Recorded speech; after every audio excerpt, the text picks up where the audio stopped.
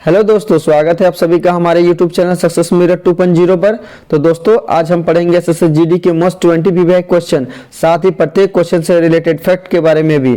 तो बिल्कुल भी स्किप ना करें और हमारे साथ लास्ट तक बने रहें। और अगर आप हमारे चैनल पर नए हो तो प्लीज सब्सक्राइब कर बेल आइकन को दबा ले, ताकि हमारे आने वाली लेटेस्ट वीडियो आप तक सबसे पहले पहुंच सके। तो चलिए स्टार्ट करते हैं।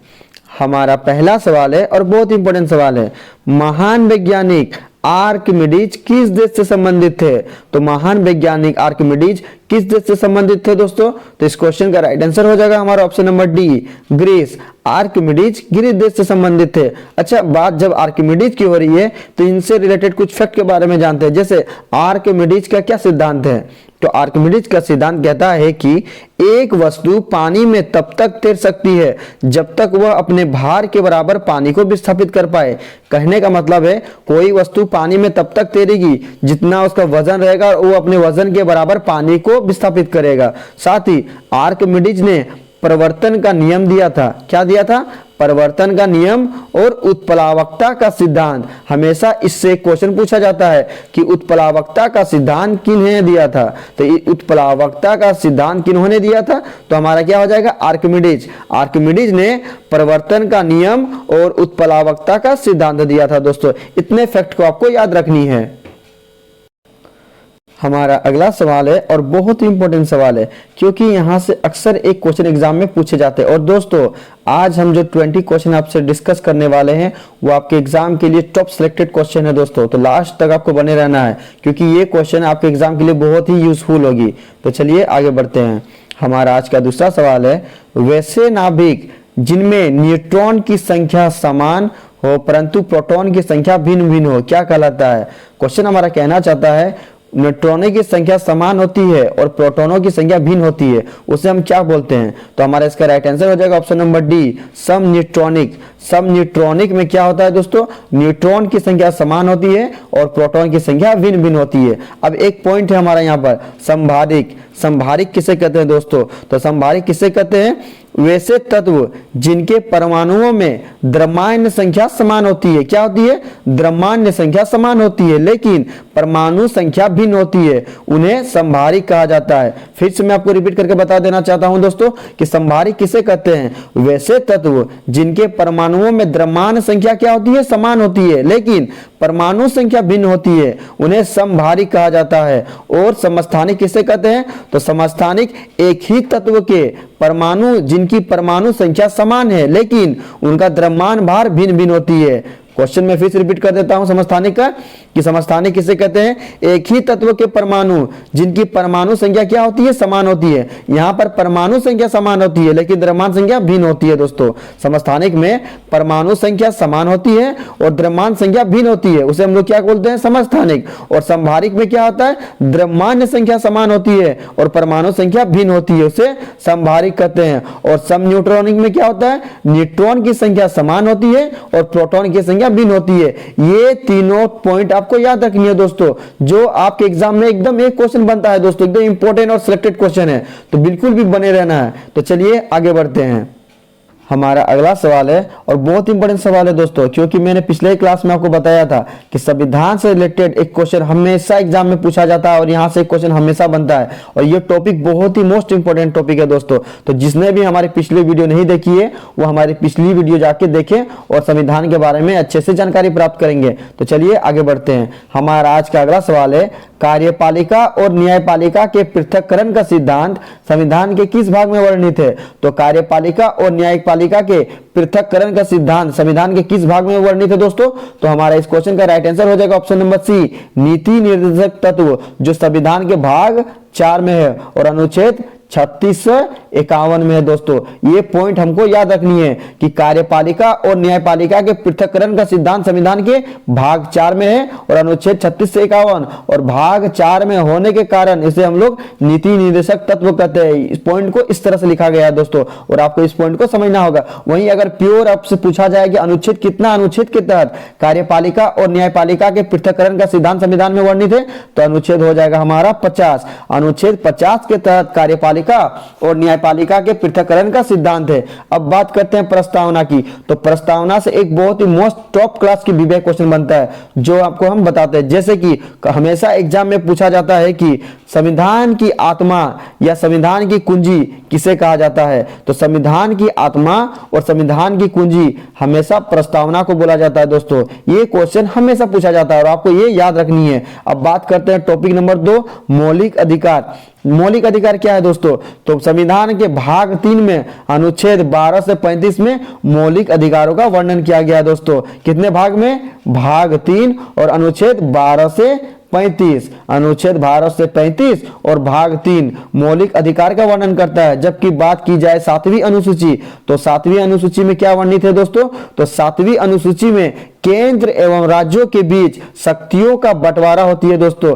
केंद्र एवं राज्यों के बीच शक्तियों की बंटवारा होती है 7वीं अनुसूची के तहत, जिसमें से इसे 3 पार्ट्स में बांटा गया है। जैसे कि एक होता है नंबर 1 संघ सूची होता है जिसमें केंद्र सरकार कानून बनाते हैं, दूसरा होता है हमारा राज्य सूची जिसमें राज्य सरकार कानून बनाते हैं, और तीसरा होता है समवर्ती सूची जिसमें केंद्र और राज्य दोनों मिलकर कानून बनाते हैं दोस्तों।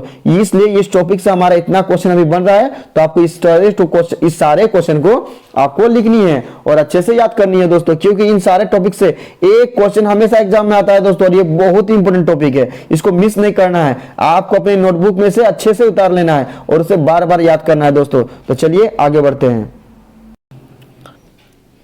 हमारा अगला सवाल है और बहुत ही इंपॉर्टेंट सवाल है दोस्तों।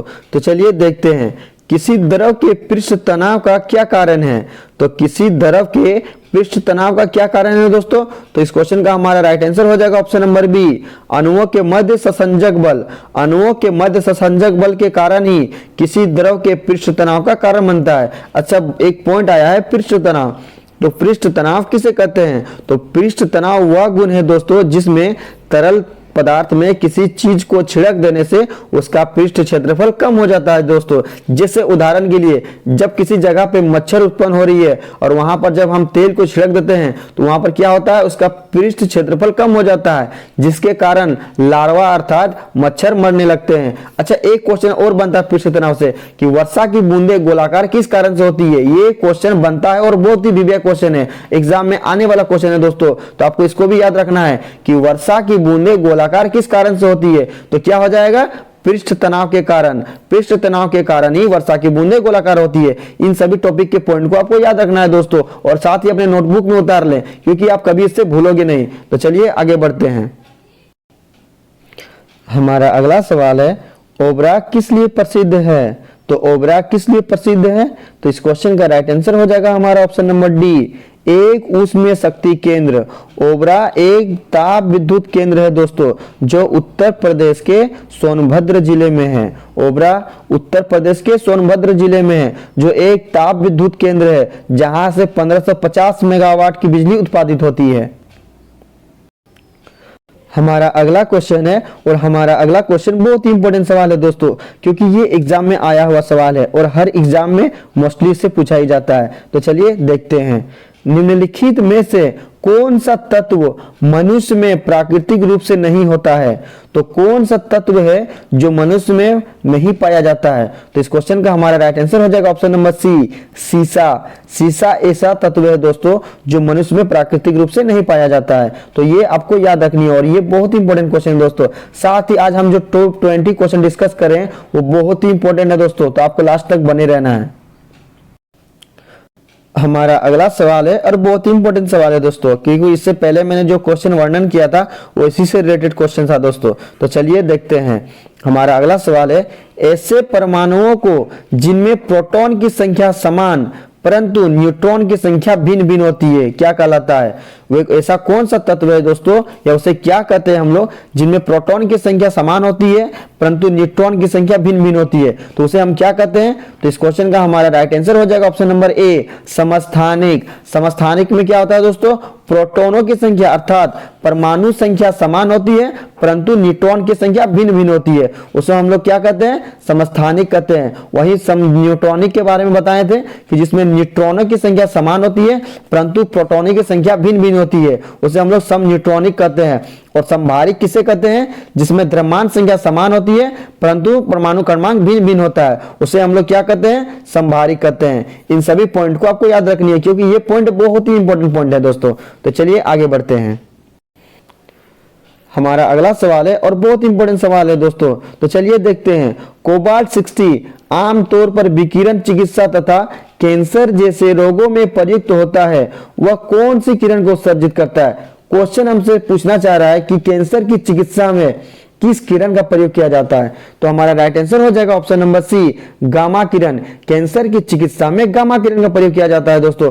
और गामा किरण का नाम सुनते ही हमारे जहन में तुरंत एक क्वेश्चन आना चाहिए दोस्तों, क्योंकि ये बहुत ही विवेक क्वेश्चन है कि किस किरण की वेदन क्षमता सबसे अधिक होती है। तो कौन सी किरण की वेदन क्षमता सबसे अधिक होती है, तो हमारा हो जाएगा गामा किरण। और गामा किरण की खोज किसने की थी, तो गामा किरण की खोज बेकुरेल ने की थी। साथ ही कहीं कहीं हमारा पॉल विलाट भी दिया हुआ रहता है दोस्तों। अब आगे अल्फा किरण। अल्फा किरण की खोज किसने की थी, अल्फा और बीटा इन दोनों ही किरणों की खोज रदरफोर्ड ने की थी। किसने की थी दोस्तों, रदरफोर्ड ने। जब बात कैंसर की आ रही है तो कैंसर की चिकित्सा को क्या कहते हैं दोस्तों, तो कैंसर की चिकित्सा को कीमोथेरेपी बोलते हैं। क्या बोलते हैं, कीमोथेरेपी। और कोबाल्ट 60 से उसे दर्शाया जाता है।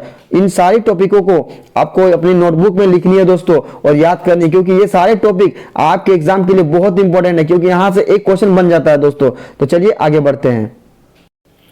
हमारा अगला सवाल है और बहुत इंपॉर्टेंट सवाल है दोस्तों, क्योंकि इन चारों ही टॉपिक से एक क्वेश्चन हमेशा एग्जाम में पूछा जाता है, जिसके बारे में हम डिस्कस करेंगे। तो चलिए आगे बढ़ते हैं। हमारा अगला सवाल है, परिसंचरण तंत्र सर्कुलेटरी सिस्टम में रक्त के थक्के की स्थिति का पता लगाने के लिए किस समस्थानिक का प्रयोग किया जाता है। तो परिसंचरण तंत्र में रक्त के थक्के की स्थिति का पता लगाने के लिए किस समस्थानिक का प्रयोग किया जाता है दोस्तों। तो इस क्वेश्चन का हमारा राइट आंसर हो जाएगा option number A, sodium 24। Sodium 24 के माध्यम से शरीर में रक्त के थक्के की स्थिति का पता लगाते हैं। अब बात करते हैं अगले पॉइंट कोबाल्ट 60 की। तो कोबाल्ट 60 हमारा क्या है दोस्तों, तो कोबाल्ट 60 के अंतर्गत रक्त कैंसर को नियंत्रित करने में इसका प्रयोग किया जाता है दोस्तों। कोबाल्ट 60 का प्रयोग ब्लड कैंसर के इलाज में किया जाता है। आर्सेनिक 74, आर्सेनिक 74 का संबंध किससे है दोस्तों, तो इससे हमारा ट्यूमर का पता लगाने में किया जाता है। ट्यूमर का पता लगाने में आर्सेनिक 74 का प्रयोग किया जाता है। वहीं बात करें लोहा 131 या आयोडीन 131 जिसे हम लोग बोलते हैं, तो ये क्या है दोस्तों, ये थायराइड ग्रंथि को नियंत्रित करने में किया जाता है। किसके लिए किया जाता है, थायराइड ग्रंथि को नियंत्रित करने में। मैं आपको फिर से रिपीट कर देना चाहता हूं। सोडियम 24, सोडियम 24 का प्रयोग रक्त के थक्के की स्थिति का पता लगाने में की जाती है। कोबाल्ट 60 ब्लड कैंसर के इलाज में की जाती है। आर्सेनिक 74 ट्यूमर का पता लगाने में की जाती है। और आयरन या लोहा 131 इसका पता हम लोग थायराइड ग्रंथि के उपचार में करते हैं दोस्तों। इन सभी पॉइंट को आपको याद रखनी है, जो आपके एग्जाम के लिए बहुत ही महत्वपूर्ण है दोस्तों। तो बिल्कुल भी स्किप नहीं करना है, क्योंकि हमें और भी इंपॉर्टेंट क्वेश्चन के बारे में डिस्कस करने वाले हैं दोस्तों। तो चलिए आगे बढ़ते हैं। हमारा अगला सवाल है, सुपरनोवा क्या है। तो सुपरनोवा क्या है दोस्तों, तो इसका हमारा राइट आंसर हो जाएगा ऑप्शन नंबर सी, विस्फोटित तारा। विस्फोटित तारा को सुपरनोवा कहा जाता है दोस्तों। तो ये क्वेश्चन भी बहुत इंपॉर्टेंट है, जिसे हमें याद रखनी है।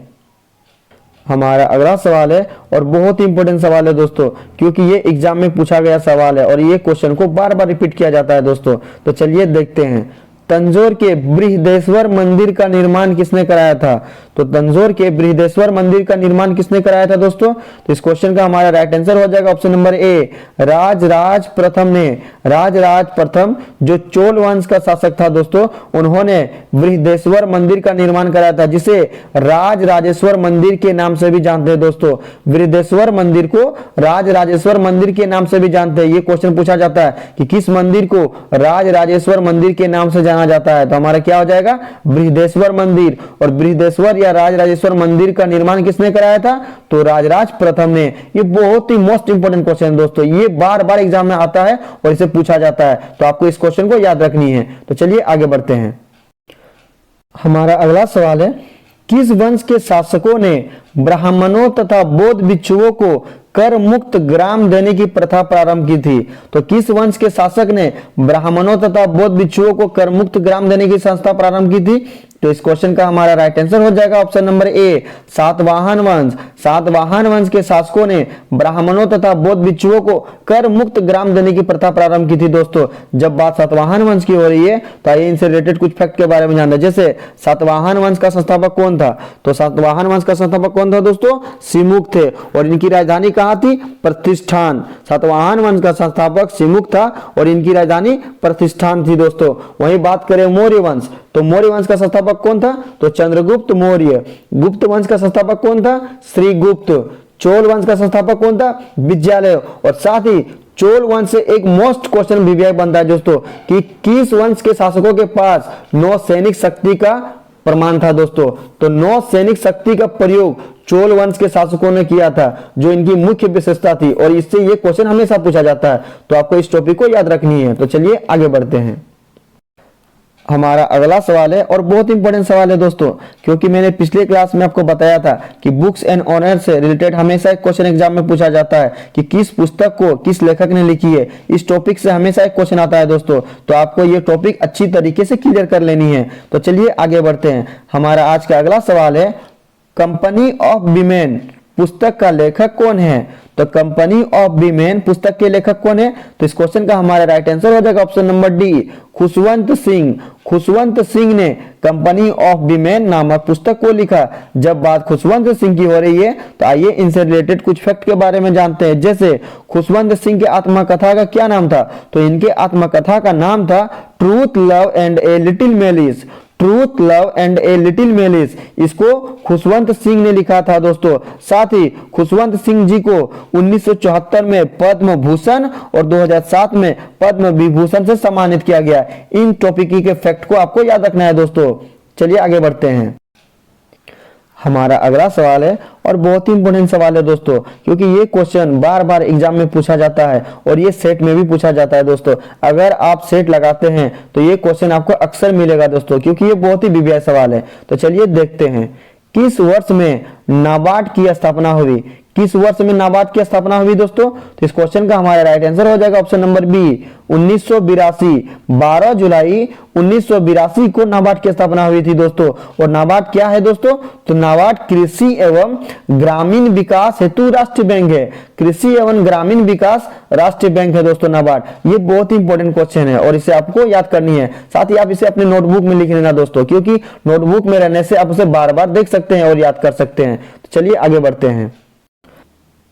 हमारा अगला सवाल है और बहुत ही इंपॉर्टेंट सवाल है दोस्तों, क्योंकि ये सारे सवाल आपके एग्जाम में भिड़ने वाले हैं दोस्तों, तो बिल्कुल भी स्किप नहीं करना है और लास्ट तक बने रहना है। तो चलिए देखते हैं, राष्ट्रपति द्वारा राष्ट्रीय आपात की स्थिति की घोषणा किए जाने के बाद किस अवधि तक उसका अनुमोदन संसद के प्रत्येक सदन द्वारा हो जाना चाहिए। तो राष्ट्रपति द्वारा राष्ट्रीय आपात की स्थिति घोषणा किए जाने के बाद कितने अवधि तक उसका अनुमोदन संसद के प्रत्येक सदन द्वारा हो जाना चाहिए। तो इस क्वेश्चन का हमारा राइट आंसर हो जाएगा ऑप्शन नंबर ए, 1 माह के भीतर। 1 माह के भीतर राष्ट्रपति द्वारा राष्ट्रीय आपात स्थिति की घोषणा किए जाने के बाद संसद के प्रत्येक सदन द्वारा उसका अनुमोदन हो जाना चाहिए। जब बात यहाँ पर हमारे राष्ट्रीय आपात की हो रही है तो आइए इनसे रिलेटेड कुछ फैक्ट के बारे में जानते हैं। जैसे अनुच्छेद कितने के तहत राष्ट्रीय आपातकाल लागू होती है, तो अनुच्छेद 352 के तहत राष्ट्रीय आपातकाल लागू होती है।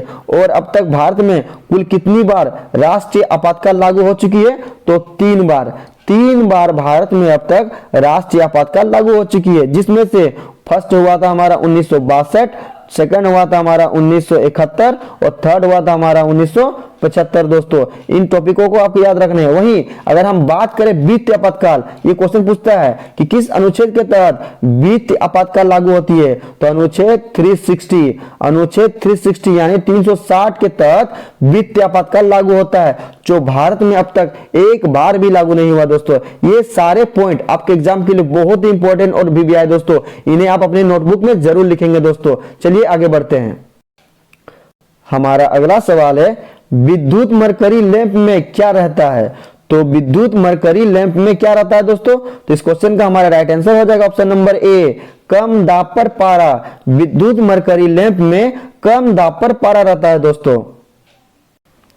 हमारा अगला सवाल है, एलिसा परीक्षण द्वारा किसका निदान करते हैं? बहुत इंपॉर्टेंट सवाल है दोस्तों, क्योंकि ये क्वेश्चन बार बार सेट में हो या एग्जाम में है, अक्सर ये पूछा जाता है। तो चलिए देखते हैं, एलिसा का परीक्षण द्वारा किसका निदान करते हैं? यानी क्वेश्चन हमसे बोलना चाह रहा है कि एलिसा टेस्ट का संबंध किससे है? तो हमारा इसका राइट आंसर हो जाएगा ऑप्शन नंबर बी, एड्स के प्रतिरक्षियों का। एड्स के प्रतिरक्षियों से संबंधित है एलिसा परीक्षण। एलिसा टेस्ट का संबंध है एड्स से। हमारा अगला सवाल है और इंपॉर्टेंट सवाल है, सिरका किसका व्यापारिक या रासायनिक नाम है? तो सिरका का रासायनिक नाम क्या है दोस्तों? तो इस क्वेश्चन का हमारा राइट आंसर हो जाएगा ऑप्शन नंबर ए, एसिटिक अम्ल। सिरका का रासायनिक नाम एसिटिक अम्ल है दोस्तों। और इसका सूत्र क्या होता है दोस्तों? तो इसका सूत्र होता है CH3COOH। क्या होता है दोस्तों? CH3COOH सिरका या एसिटिक अम्ल का रासायनिक सूत्र होता है दोस्तों। साथ ही एक क्वेश्चन बनता है दोस्तों कि किस अम्ल को एथेनोइक अम्ल कहा जाता है? हमेशा ये क्वेश्चन बनता है दोस्तों, किस अम्ल को एथेनोइक अम्ल भी बोला जाता है? तो क्या हो जाएगा हमारा? एसिटिक अम्ल या सिरका। सिरका को हम लोग एथेनोइक अम्ल भी बोलते हैं और एसिटिक अम्ल भी बोलते हैं। और इसका सूत्र क्या हो जाता है? CH3COOH। इस पॉइंट को आपको याद रखना है दोस्तों। हमारा अगला सवाल है, आयोडीन युक्त नमक लाभकारी होता है किसमें? तो हमारा क्वेश्चन पूछना चाह रहा है कि आयोडीन युक्त नमक का उपयोग किसे रोकने में किया जाता है? तो आयोडीन युक्त नमक का उपयोग हम लोग थायराइड को रोकने के लिए करते हैं। किसका करते हैं? थायराइड को रोकने के लिए करते हैं आयोडीन युक्त नमक का उपयोग। तो इसका हमारा राइट आंसर क्या हो जाएगा? Option number C. इस क्वेश्चन का राइट आंसर होगा ऑप्शन नंबर सी, आयोडीन युक्त नमक का उपयोग थायराइड को रोकने के लिए करते हैं। हमारा आज का अंतिम प्रश्न है और बहुत इंपॉर्टेंट प्रश्न है दोस्तों, क्योंकि ये प्रीवियस ईयर एग्जाम में आया हुआ क्वेश्चन है दोस्तों। तो चलिए देखते हैं, 20 सितंबर 1932 को यरवड़ा जेल में महात्मा गांधी ने आमरण किसके विरुद्ध किया था? तो 20 सितंबर 1932 को यरवड़ा जेल में महात्मा गांधी ने आमरण किसके विरुद्ध किया था दोस्तों? तो इस क्वेश्चन का हमारा राइट आंसर हो जाएगा option number C, Ramsay MacDonald का सांप्रदायिक पुरस्कार। क्या हो जाएगा दोस्तों? रैमजे मैकडोनाल्ड का सांप्रदायिक पुरस्कार के खिलाफ महात्मा गांधी ने यरवड़ा जेल में आमरण अनशन शुरू किया था दोस्तों। जब बात महात्मा गांधी की हो रही है तो आइए इनसे रिलेटेड कुछ फैक्ट के बारे में जानते हैं। जैसे महात्मा गांधी ने सन 1894 में नदाल भारतीय कांग्रेस की स्थापना की थी। ये क्वेश्चन बार बार पूछा जाता है दोस्तों और बहुत ही इंपॉर्टेंट फैक्ट है दोस्तों, आपको इसको लिख लेना है कॉपी में कि नदाल भारतीय कांग्रेस की स्थापना किसने की। मैं रिपीट कर देता हूं, नदाल भारतीय कांग्रेस की स्थापना किसने और कब की? तो नदाल भारतीय कांग्रेस की स्थापना महात्मा गांधी ने सन 1894 के की थी दोस्तों। साथ ही महात्मा गांधी ने हरिजन सेवक संघ की स्थापना भी की थी और भारत छोड़ो आंदोलन का नारा दिया था 1942 में। साथ ही उन्होंने एकमात्र कांग्रेस अधिवेशन आईएनसी की अध्यक्षता बेलगाम अधिवेशन 1924 में की थी दोस्तों। यहां से क्वेश्चन पूछा जाता है कि महात्मा गांधी ने भारतीय राष्ट्रीय कांग्रेस के किस अधिवेशन की अध्यक्षता की थी?